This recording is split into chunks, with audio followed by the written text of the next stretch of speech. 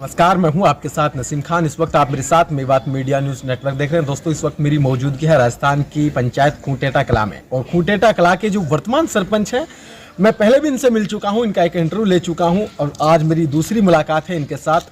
इनसे सवाल करेंगे कि भाई सबसे पहले तो इनको बहुत बहुत सर, आपको बहुत बहुत बधाई। आपका कार्यकाल बढ़ा है सरकार द्वारा।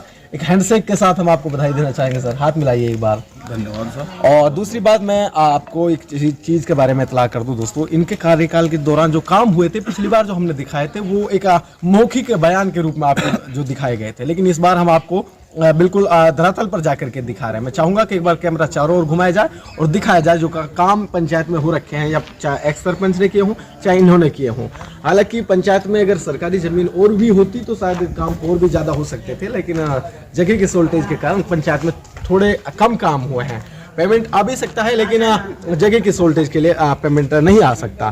खैर, बातचीत करेंगे सरपंच साहब से। भाई, जो कार्यकाल बढ़ा है सरकार का, किस तरीके से धन्यवाद अदा करना चाहेंगे? जी सर। बहुत आपका कार्यकाल बढ़ा है और कार्यकाल के सरकार ने जो आपका बढ़ाया है, आप किस तरीके से धन्यवाद देना चाहेंगे? कार्यकाल जो बढ़ा है भजनलाल सरकार के लिए मैं बहुत बहुत दिल की गहराइयों से आभार व्यक्त करता हूँ, बहुत बहुत धन्यवाद देता हूँ। इससे आमजन को या फिर एक पंचायत को क्या फायदा होगा जो कार्यकाल बढ़ा है? आमजन को और पंचायत को जो भी बजट मिलेगा वो 10 महीने का 12 महीने का जो कार्यकाल बढ़ा है उसमें विकास के कार्य होंगे। बिल्कुल। जो भी पानी की कमी है उस पानी के बोर होंगे। बिल्कुल।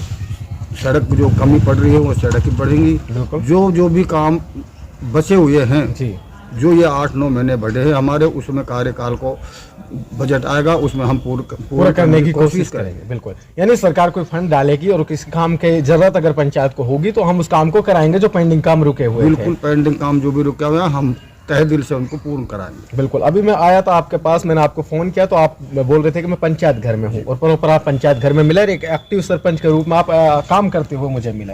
हालांकि सरपंच का काम क्या होता है, कोई बोलता है कि मैं अलवर हूँ, कोई बोलता है रामगढ़ हूँ, कोई बोलता है कहीं हूँ, कहीं बन जाते हैं जगह जगह पर, क्योंकि एक बहाना जो है लगाना होता है।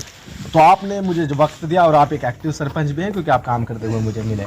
सर, बात की जाए पंचायत में, अभी हम कहाँ पर खड़े हुए हैं? ये जो चारों ओर से सरकारी भवन दिखाई दे रहे हैं, क्या है ये? कहाँ क्या क्या सीन है ये ग्राम पंचायत खूंटेटा कला में जी, जो ग्राम पंचायत हेडक्वार्टर है जी, उसका सीन है। इसमें नरेगा भवन जो राजीव गांधी संदर्भ केंद्र बोला जाता है, बिल्कुल, पंचायत घर है जी, इसमें आंगनबाड़ी केंद्र है, बिल्कुल, ये जिम सेंटर है, बिल्कुल, इधर हमारे उप स्वास्थ्य केंद्र बना हुआ है, बिल्कुल, इधर की साइड में बीज गोदाम है जिसका जो भी गवर्नमेंट है वो, हाँ जी, गवर्नमेंट है जी, इधर का पटवार घर है, बिल्कुल, इससे पीछे है जो कृषि भवन बना हुआ है। इससे पीछे कृषि भवन है। यानी कई सारी सुविधाएं जो बाजार में मिलनी चाहिए थी वो आप गांव में ही प्रोवाइड करा रहे हैं। यानी पंचायत के लोगों को बाहर जाने की आवश्यकता नहीं पड़ा। इसीलिए यार, अभी जो कार्यकाल बढ़ा है, इस कार्यकाल में अगर पैसे मिलते हैं और आपकी जो डिमांडें हैं, यानी जो आप चाहते हैं, क्या ऐसी ख्वाहिश है आपकी कि भाई मुझे इसके लिए फंड मिलना चाहिए जो मैं काम कराऊंगा? देखो, सबसे पहले तो अगर खेल मैदान के लिए कोई फंड मिला तो मैं खेल मैदान ग्राम पंचायत खूंटेटा कला में बना के जाऊंगा। जो पीछे की साइड में जो जमीन पड़ी है, बिल्कुल,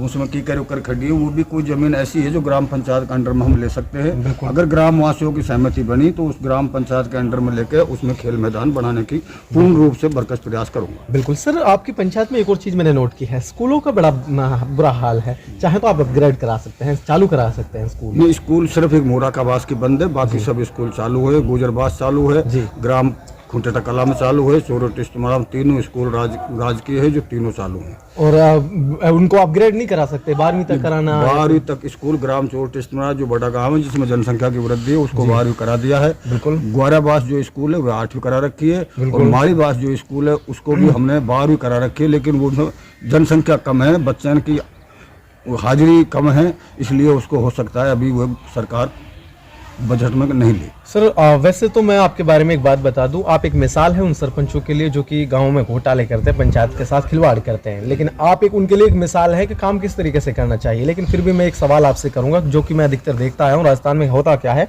जो नरेगा के काम होते हैं सर, इनके साथ जो है इन कामों को मजदूरों को नाकाम देते हुए जो माइलस्टोन होती है उनको जेसीबी वगैरह से काम कराते हैं। आपके इस पंचायत में क्या सीन है इसका? मैंने जितने भी काम कराए हैं यहाँ 1.5-2 करोड़ 3 करोड़ के 4 करोड़ के नरेगा से जो काम कराया, ये लिस्ट बनी हुई है। बिल्कुल। मेरे टाइम की जो भी 2022-23 की वो कंप्लीट लिस्ट बनी हुई है। मैंने एक एक मजदूर को अपने खाते में, उनके खाते में पैसा दिया है। मैंने आज तक कोई जेसीबी काम में नहीं ली। वाह वाह।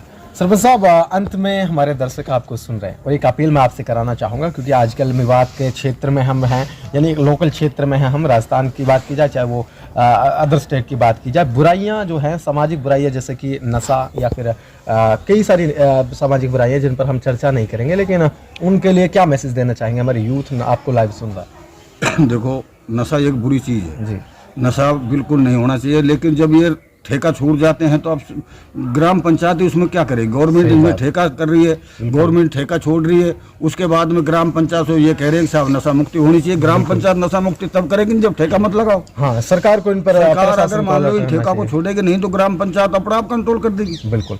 सर, आपकी पंचायत में जब से आप सरपंच बने हैं, एक छोटा सा एक सवाल है, वैसे ही मैं जहन में आ गया तो मैं आपसे जानना चाहूँगा कि आपकी पंचायत में जब से आप सरपंच बने हैं तो पुलिस के जो केस होते हैं, यानी जो लोग झगड़ा या फिर एफआईआर कितनी हुई है आपके कार्यकाल में? मेरे कार्यकाल में एक भी एफआईआर नहीं मिलेगी। जो भी छोटे मोटे झगड़े हुए मैंने थाना में बैठ के या गांव में बैठ के यहीं समझौता करवा दिया है।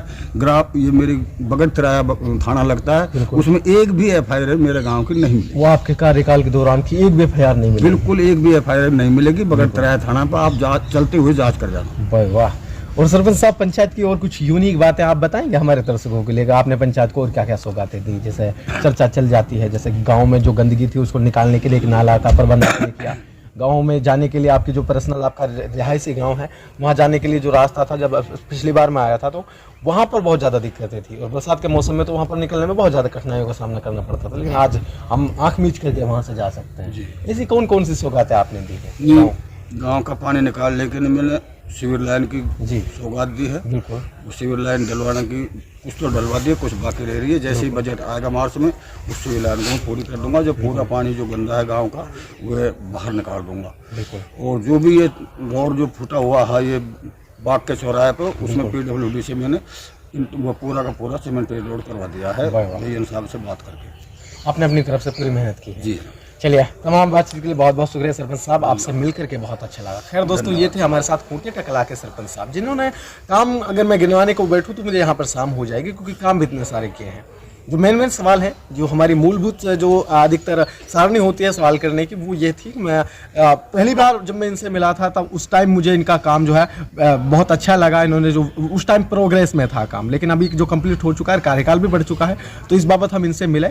इस बाबत इन्होंने कहा कि कई सारे काम कराएंगे अभी, क्योंकि अभी फंड मिलेगा और कार्य चालू है साहब, उसको भी मैं काम करा रहा हूँ। 3 योजनाओं पर भी काम, PM योजना जो मकान का काम है उसकी सर्वे चालू है, जो कम से कम में मैंने 15 मकान को भी सर्वे करा दी है। 1, 2, 4 मकान और बच रहे हैं, उनकी मैं सर्वे कराने में सक्षम हो रहूंगा। बिल्कुल, ये गरीब आदमियों के लिए होती है। हाँ, गरीब आदमियों के लिए PM आवास है, जिनके कच्चे मकान है या मकान की पत्थर से डोले कली 3 कान रखे हैं, उनको पटाव डालना बस के नहीं है, उनकी मैं सर्वे कर रहा हूँ। और उन गरीब आदमियों की सर्वे करके और PM आवास में उनका नाम डाल रहा हूँ। यानी जो जिनका हक है उनको दिला रहे हैं? बिल्कुल, पूरा रूप से दिला रहा हूँ। बिल्कुल। खैर दोस्तों, इस सरपंच साहब के कार्यकाल के दौरान जो काम हुआ, इनके बारे में आप क्या कहना चाहेंगे? सरपंच साहब की सोच व थिंकिंग के बारे में आप क्या कहना चाहेंगे? कमेंट्स में लिख सकते हैं। इस वीडियो को शेयर करें। धन्यवाद।